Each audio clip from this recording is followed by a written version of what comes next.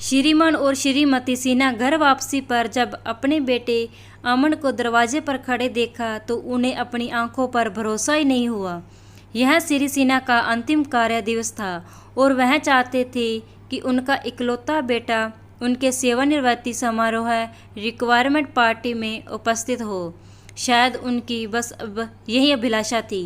उधर Los Angeles के उमस भरे मौसम में 10 वर्षों में पहली बार अमन अपने माता पिता से मिलने के लिए अपना बैग पैक कर रहा था। शैक्षणिक गतिविधियों के लिए बाहर जाने के बाद से उसने उन्हें नहीं देखा था।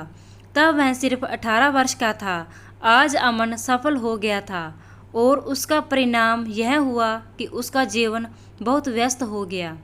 घर वापसी पर जैसे ही अमन ने शांति से भरे शहर के अपने पुराने घर में प्रवेश किया जिसमें वह बड़ा हुआ था, उसे वहां अपने उसी जाने पहचाने वातावरण होने की उम्मीद थी। उसने लॉन में अपने पसंदीदा झूले को ढूंढने की कोशिश की, लेकिन वह अब वहां नहीं था। उसे उम्मीद थी कि जब वह घर जा पहुंचेगा तो उसका फुर्तीला पिल्ला उस पर उछल कर आएगा, लेकिन वह अब बहुत बूढ़ा हो गया था, इतना ही कि वह सही से हिलडुल भी नहीं पाता था। उसकी पुरानी यादों जैसे अब वहाँ कुछ भी नहीं बचा था। ऐसा लगता था कि उसके माता पिता उसकी कल्पना से बहुत बूढ़े हो गए थे। सालों में पहली बार अमन का दिल यह देखकर द्रवित हो गया।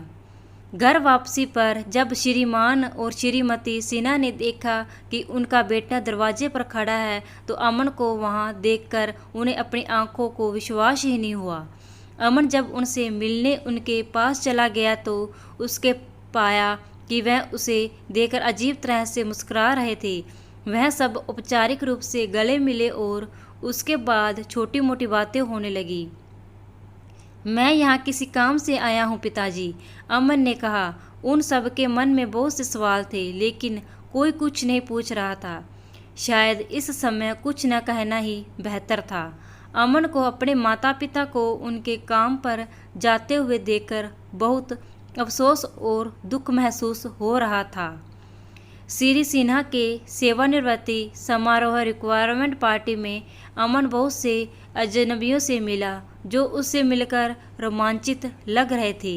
उसके पिता से कम उम्र वाले सहयोगियों ने उसे बताया कि कैसे उसके पिता हमें अपने बेटे की उपलब्धियों के बारे में ही बात करते थे।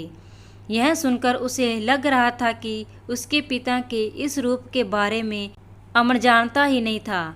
उसकी सबसे ज़्यादा आलोचना करने वाले उसके पिता वास्तव में सबके बीच में उसकी तारीफ करते थे।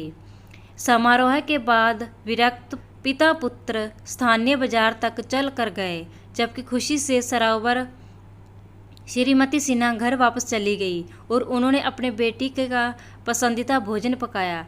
अभी रात के खाने की तैयारी चल रही थी कि अमन ने देखा कि उसकी बूढ़ी माँ अजीब तरीके से सांस ले रही थी। यह देखकर उसे याद आया कि कैसे वह उसे स्कूल से घर वापसी में उसे दौड़ाती थी। उनके इस तरह सांस लेने का कारण पूछने पर उन्होंने उसे अपने अस्थमा और रक्तचाप में उतार चढ़ाव के बारे में बताया। शुगर लेवल कम होने की स्थिति में वह हर समय अपने साथ चॉकलेट रखती थी। वह तो यह भी नहीं जानता था कि कमरे के कोने में रखी हुई छड़ी उसकी माँ की थी। भावनाओं की एक सुनामी में अमन इतना डूब गया था कि उसे समझ नहीं आ रहा था कि वह क्या करे। घर वापसी पर पिछले कुछ साल की यादें उसकी आंखों के सामने घूम गई।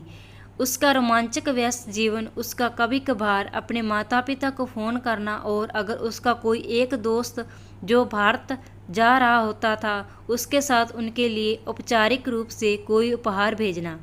उससे कहाँ चूक हो गई। दुनिया का सबसे आसान रिश्ता इतना जटिल कैसे हो गया। बाप और बेटे के बीच इतनी दूरी क्यों हो गई थी। अमन को अपने माता पिता को उनके काम पर जाते हुए देखकर बहुत अफसोस और दुख महसूस हो रहा था। इतने साल में पहली बार उसे यह एहसास हुआ कि वह गलत था। उसे इस बात पर शर्मिंदगी हो रही थी कि वह अपने माता पिता की ज़रूरत के समय उनके साथ नहीं था। पूरे सप्ताहांत के दौरान एक खोखला एहसास उसके भीतर उसे कचोटता रहा। वह उनका दर्द दूर करना चाहता था। वह अपने माता पिता को अपनी बात समझाना चाहता था। वह रोना चाहता था। उसने ऐसा कुछ नहीं किया। वह ऐसा कुछ कर ही नहीं सका। वह अपने पिता और माँ को सबसे अच्छा और प्यार से भरी झप्पी तो दे ही सकता था, इसलिए उसने उन्हें प्यार से गले लगाया। उनके झुर्रीदार चेहरे पर आंसू लुढ़क गए। अमन ने रोते हुए कहा, आई एम सॉरी माँ, मैं इतने लंबे समय तक आपसे दूर रहा। अमन आखिरकार अब घर आ गया था।